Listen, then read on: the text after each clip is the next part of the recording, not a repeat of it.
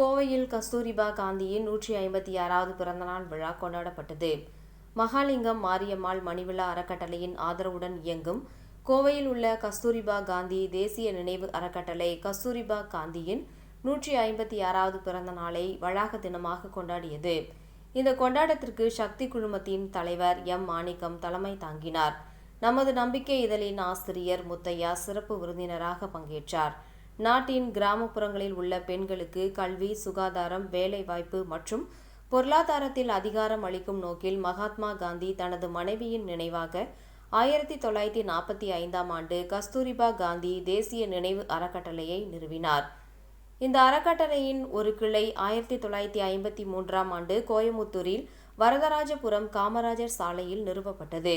தமிழ்நாட்டை சேர்ந்த காந்தியவாதியும் தொலைநோக்கு பார்வை கொண்ட தலைவருமான பொள்ளாச்சி அருள்செல்வர் என். மகாலிங்கம் அதன் நிலையை அறிந்தும் 1992ஆம் ஆண்டு தனது மகாலிங்கம் மாரியம்மாள் மணிவிழா அறக்கட்டளையின் கீழ் நிறுவனத்தை ஆதரிக்க நடவடிக்கை எடுத்தார்.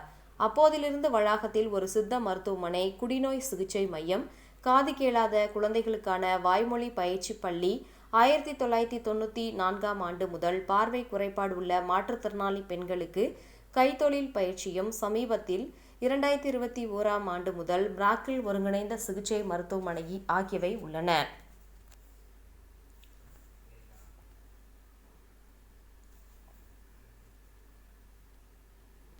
ஆயிரத்தி 1993ஆம் ஆண்டு தொடங்கப்பட்ட குடிநோய் மையம் 19,000க்கும் மேற்பட்ட நபர்களின் வாழ்க்கையை மேம்படுத்த உதவி உள்ளது என்பது குறிப்பிடத்தக்கது.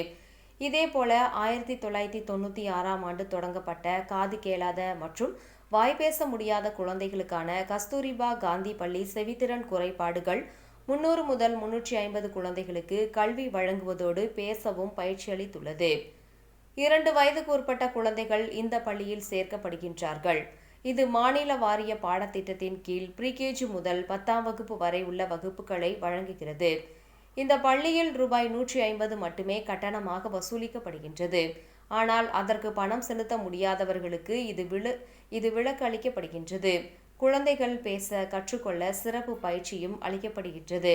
நிகழ்வில் பேசிய சக்தி குழுமத்தின் தலைவர் மாணிக்கம் அவர்கள், நமது சமூகம் சவால்களால் நிறைந்துள்ளது. ஆனால் மற்றவர்களுக்கு மாற்றத்தை ஏற்படுத்த நாம் என்ன செய்ய தேர்வு செய்கிறோம் என்பதுதான் உண்மையிலேயே முக்கியம் என்றார். இந்த நிகழ்ச்சியில் மகாலிங்கம் மாரியம்மாள் மணிவிழா அறக்கட்டளையின் 13 ஊழியர்களும் 15 ஆண்டுகால சேவையை நிறைவு செய்த சக்தி குழுமத்தின் 8 ஊழியர்களும் கௌரவிக்கப்பட்டனர். நிகழ்வின் போது மது மீண்டவர் மற்றும் மாண்டவர் குறித்த புத்தகத்தை சிறப்பு விருந்தினர் மரவின் மைந்தன் முத்தையா வெளியிட்டார். முதல் பிரதிநிதியை என். மகாலிங்கம் மற்றும் கம்பெனியின் MD சந்திரசேகர் பெற்றுக்கொண்டார். மகாலிங்கம் மாரியம்மாள் மணிவிழா அறக்கட்டளையின் மேலாளர் மகேந்திரன் நிகழ்வுக்கான அனைத்து ஏற்பாடுகளையும் செய்திருந்தார். இந்நிகழ்வில் குழுமத்தின் நிர்வாகிகள், பணியாளர்கள் என பலர் கலந்து கொண்டனர்.